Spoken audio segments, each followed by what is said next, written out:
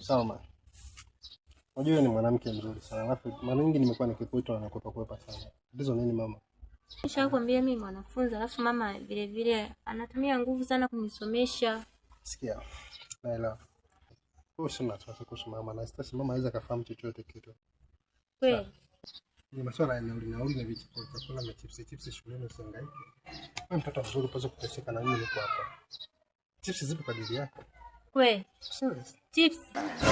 Mama leo kazi ipo. Tutakunywa soda kwanza. Ya kwangu. Yeah. Soda. Unajua kama niko serious. Usikae umepauka kama hiyo mama. Sawa. Nakupenda. Kingine. Sina.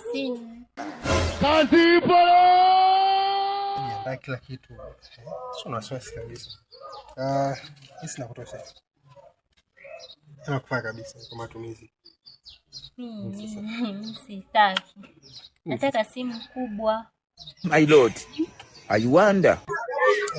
Kwa sababu nakupenda na sitaki kupoteza na sitaki ni uumie kwa kitu chochote.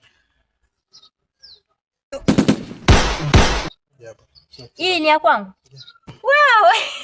Mungu wangu. Wewe kijana. Hauogopi serikali?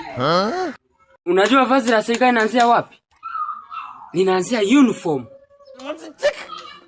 Mbona nikiangalia wewe ni kijana handsome, unaweza kupata mwanamke kuliko kutembea na wanafunzi.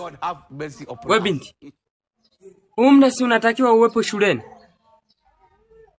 Aya, nenda shuleni. Wewe kama nani kwanza? Nilijua tu. Sura yako imekaa kimaraya. Yaani nakushauri vitu vya msingi, usifungwe miaka 30. Wewe unaondekeza ujinga. Endelea na ujinga wako. Tuone utaishia wapi mbwa wewe.